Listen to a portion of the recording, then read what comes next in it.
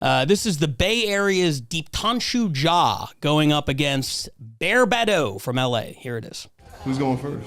Let this bitch go first. Fuck it. Bay Area, Los Angeles. Let's Rose!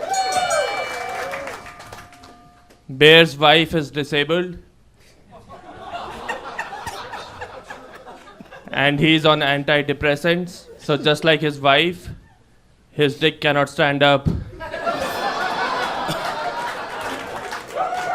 Brave of you to talk about my wife's disability, because your wife, your girlfriend actually, she's also disabled, you know, but just temporarily till he replaces the batteries. Thank you, Tiger King. You're welcome, Jafar Goldblum. He looks like Tiger King, but Tiger King used to fuck with exotic cats, and he used to fuck a disabled pussy. Really good fucking one, deep dog shit. I mean, fucking cheap cum tissue.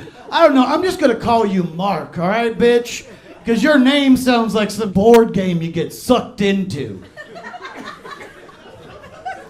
Well, you guys give it up for fucking Mark. It was a Jumanji joke, for sure. Thank you, inbred Jesus.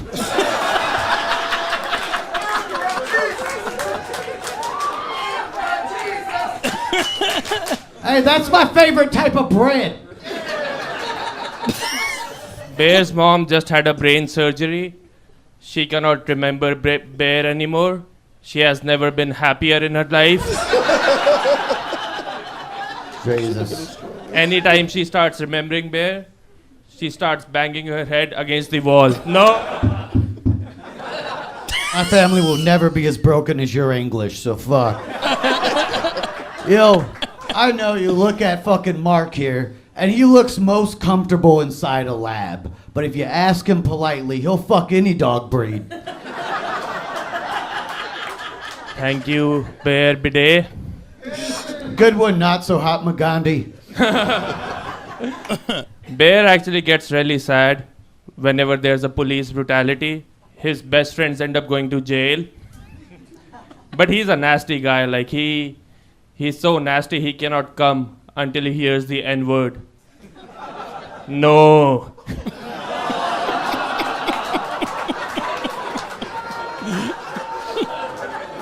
Fucking smoothly done, sweatshop millionaire. You know, I just had an epiphany for a moment. I realized because Charles here, he's got a work visa, which means he is the one that's been stealing our G-hobs. Bear told me that he's from Louisiana. Yes, I did. And he cannot remember stuff. He has like terrible memory. Like for 15 years of marriage, he couldn't remember that his wife was also his sister. I fucking knew that, Sanjay Gupta. I bet you're a fucking hoot at parties, you know, because you look like you start all your stories with, this conversation is being recorded for quality and training purposes. Keep it going! Thoughts? I mean, yeah, that was Deeptanshu's debut in front of us. I gotta say, I forgot how fun that was and how great he is. Yeah. I'll say this to some of the younger joke writers out there who are watching. Be careful with puns.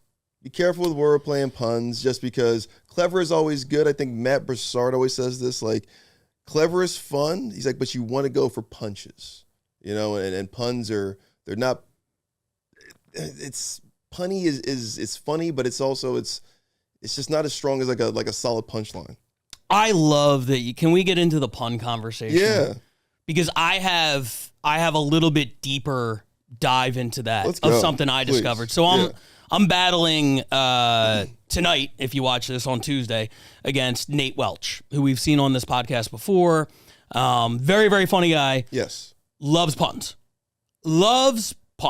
And I went back in preparation and I watched probably 8 of his battles online. And I saw the puns and I picked up on a trend that I hate, not just from him, but from battlers in general, and I saw some of it in this one. Yeah. And I'll single out somebody that 2 seconds ago we just got done singing her praises and talking about how great she is, so that you know I'm not singling out any individual. Correct. I watched Nate versus Lexi Achinelli. Okay. And they both had these moments where they did these puns. First, he said to her, "You look like a mechanic that does essential oil changes." Now, he was going in on, she looked like a hippie, right? Correct. He was doing a hippie thing. Yeah. Here's the thing that bugs me. It has to work on both ends. If you are combining, if you're doing this Wheel of Fortune before and after category style of joke, both ends of it have to make sense. It's why one of our most used jokes, American History XXL, right? Correct. There's a reason it works. If your opponent is fat and looks like a racist. Yes. If they don't meet one of those criteria, it's a bad joke. Correct. And I'm looking at that and I'm like, I know you wanted to get to essential oils. I understand that because you're making a hippie joke. But you can't just go essential oil changes and now be like, you look like a mechanic. No, she doesn't. Yeah. She doesn't look like a mechanic. It doesn't make any sense. And then the next joke, she comes back and calls him Limp Biscuits and Gravy. And Right. it blew the roof off. And I even, as a judge, was like, oh my God, Limp Biscuits and Gravy. But then you put it under a microscope and you're like, okay, Biscuits and Gravy, he's fat, he's from the South. Okay, that part works. Limp Biscuit. He doesn't look like Fred Durst. He's not wearing a backwards red hat. Cap, no. I guess you could say he's like sort of like a rocker kind of guy. But really, you just wanted to get to the fun pun of Limp Biscuits and Gravy. And it worked. It works. But it's become a pet peeve of mine now that I picked up on it. And like, you saw it even in this battle where like, you know, it has to work on both levels. When Bear said not so Mahatma Gandhi, okay, you're calling him ugly and doing a Gandhi thing, works. Yeah, that works worked. on both levels. That's Right. fine. But like, and I forget some of the other ones, but this one where you are just doing this wordplay that works 50%, the shit drives me insane. It's lazy. It is. I mean, because you can't do your whole battle like that. And I think, I don't know when Bear was scheduled for that. It could have been like a 24-hour battle. So I can understand, like, you know, because Bear's a hell of a writer and Bear's a hell of a performer.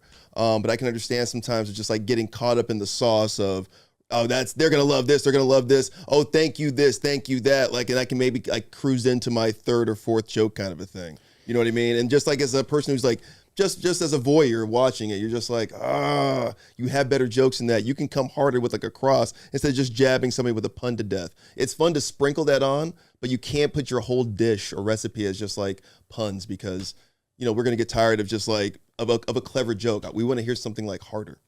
Yeah, I mean, I definitely think so. And like, look, like you said, a garnish, Yeah. right? You know, it's a low risk, high reward thing because you're saying it takes half a second. If it doesn't hit, you're setting up another joke. It doesn't really matter. So I understand why people gravitate towards the thank you so-and-so and blah, blah, blah, blah, blah. I get that. My thing is I would just ask the writers, if you're going to do that, challenge yourself to ask yourself, does this work on both levels? Correct. Because it's just like anybody can get up there and be like, well, this phrase ends with a word and another phrase starts with the same word and I'll just mash them together. Like, yeah. Yeah. But does it really make sense though? Yeah. I mean, I don't know. I'm thinking about the mechanic thing. I'm like, I mean, I can see where he's trying to like fit it in where she, I mean, because she does dress like with like jumpsuits, you know what I mean? So like she kind of does look like a, True. you know, a That's hippie fair. who does do, you know, essential oil changes. And it's not, I'm saying like it's not that much of a stretch. That's kind of why it worked. And maybe this is just me being overly critical, and I fully recognize that. And the same thing with Limp Biscuits and Gravy. Right. If you want to say that he looks like a rock, he looks like he would be in a rock band, okay. I heard the same joke last time we were down at the mothership. Matt Bellick said Limp Biscuits and Gravy to Mike Eaton, and it Right. blew the roof off. Parallel Right. thinking, obviously. I'm not saying anything. Fupa Lipa, that was one of his better ones. Like that one, right? Fupa Lipa, but Fupa Lipa is like Heather Keith, I think. Yeah. to Heather Keith. You're saying she has a fupa and she looks like Dua Dua Lipa. Lipa, right. Right. Again, just it's got to check both boxes. This really, it's a thought that I had that drove me nuts when I Yeah. started watching these Nate battles, because also I think Nate's opponents are like, oh, I'm going to play the pun game with him. I'm Yeah. going to go in and sort of like beat him as. So then you get some of the back and forth where it's just like, and meanwhile, Deeptanshu, the one time he just said, thank you, Tiger King. He didn't try to put any spin on it. Right. Yeah. He was like, I'm just going to straight up call this guy Tiger King. That actually works better for me somehow. Same, by the way, same. Yeah, if you just reference, like that's reference is cleaner. It's just like, boom, we can all get it. It has a crowd work feel to it. Just like, oh, look at this guy. That kind of a thing. Yeah. So that does kind of work. You're busting his balls. Right. I prefer that to like forcing in like, thank you, Tiger King Kong. Right. Or what? Right. You know what I mean? Yeah, like exactly. Yeah. So I don't know. It was a pun heavy battle. I thought Deep went way harder with his kind of material.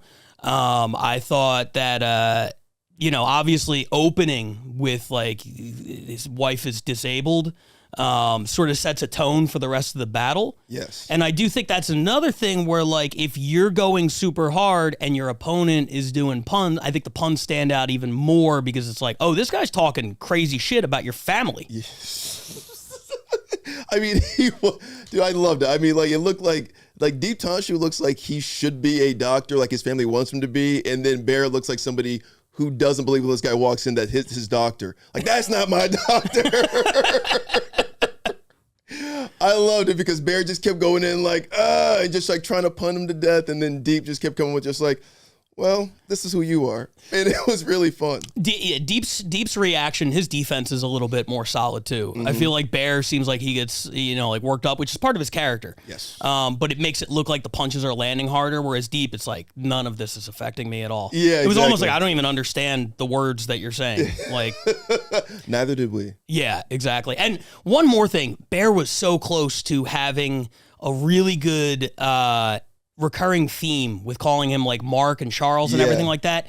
Afterwards, I'm like, and I didn't realize it until he did the recorded for customer service thing. I'm like, that should have been the angle. You're talking about an Indian guy who, like, we've all heard that joke where it's like, yeah, this is Joe or whatever. That I think he could have pulled that one together a little bit differently. I like where his head was at. I like the and thought. again, that's what I'm saying. I'm like, I don't know how much time he had to write this battle, because maybe if he had any more time, I think Bear probably would have like strung that together and probably themed it out a little cleaner. A little cleaner. Also, Deeptanshu doesn't sound like Jumanji. I'm sorry. No, that part too. I was like, is that Jumanji? Like Deeptanshu, like that's going real redneck.